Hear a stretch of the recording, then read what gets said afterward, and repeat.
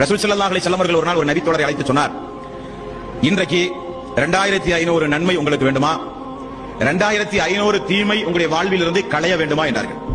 2500 நன்மை உங்களுக்கு ஒரே நாளில் கிடைக்கின்ற வழியை நான் சொல்லித் தரவா வேண்டுமா, 2500 தீமைகள் உங்களுடைய வாழ்வில் இருந்து ஒரு நாளைக்கு களையப்பட வேண்டுமா என்று ரசூல் ஸல்லல்லாஹு அலைஹி வஸல்லம் அவர்கள் கேட்டார்கள். ஆமாம் யா ரசூலல்லாஹ். அப்ப நபிகள் நாயகம் ஸல்லல்லாஹு அலைஹி வஸல்லம் அவர்கள் சொன்ன பதிலை பாருங்கள். எவ்வளவு சாதாரணமான நன்மைகளை அதிகம் பெற்றுத் தருகிற வழிமுறையை ரசூல் ஸல்லல்லாஹு அலைஹி வஸல்லம் அவர்கள் சொல்லித் தருகிறார்கள். ஒரு நேர தொழுகை முடிந்த உடனே ஃபஜ்ர், லுஹர், அஸர், மக்ரிப், இஷா 5 நேர தொழுகை. ஒவ்வொரு நேர தொழுகையிலும் சுப்ஹானல்லாஹ் 10 முறை, அல்ஹம்துலில்லாஹ் 10 முறை, அல்லாஹு அக்பர் 10 முறை. அப்ப ஒரு நேர தொழுகைக்கு 30 முறை தஸ்பீஹ் நீங்கள் சொன்னீர்கள். அப்ப 5 நேரத்திற்கு எவ்வளவு? 30 × 5 150 முறை.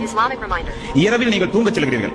இரவில் தூங்கச் செல்லும் பொழுது சுப்ஹானல்லாஹ் 33 முறை, அல்ஹம்துலில்லாஹ் 33 முறை, அல்லாஹு அக்பர் 33 முறை, லா இலாஹ இல்லல்லாஹ் ஒரே ஒரு முறை. அப்ப 100 ஆயிற்று. பகல் முழுக்க தொழுகைக்கு பிறகு 30 முறை ஓதுகிற அந்த தஸ்பீஹ் 5 நேர தொழுகைக்கு 150, தூங்க செல்லும் பொழுது சொன்ன தஸ்பீஹ் 100. அப்ப 150 × 100, 150 + 100 250. 250 முறை நீங்கள் சொன்ன இந்த தஸ்பீஹை அல்லாஹ் 2500 நன்மையாக வானவர்களிடத்திலே அல்லாஹ் எழுதச் சொல்கிறான். இதுதான் 2500 நன்மைகளை நீங்கள் பெறுகிற சுலபமான வழி என்று ரசூல் ஸல்லல்லாஹு அலைஹி வஸல்லம் அவர்கள் சொன்னார்கள். 2500 நன்மை எழுதப்படுவது மட்டுமல்ல, 2500 தீமைகள் மறையப்படுகிறது. சிறு சிறு பாவங்கள் நம்முடைய வாழ்க்கையில் தினந்தோறும் செய்து வந்த பாவங்கள் களையப்படுகிறது, அழிக்கப்படுகிறது. நபிகள் நாயகம் ஸல்லல்லாஹு அலைஹி வஸல்லம் அவர்கள் சொன்னார்கள். 2500 தீமையை செய்யணும்னா கொஞ்சம் ஆள் கொஞ்சம் பெரியவனா தான் இருப்பான்.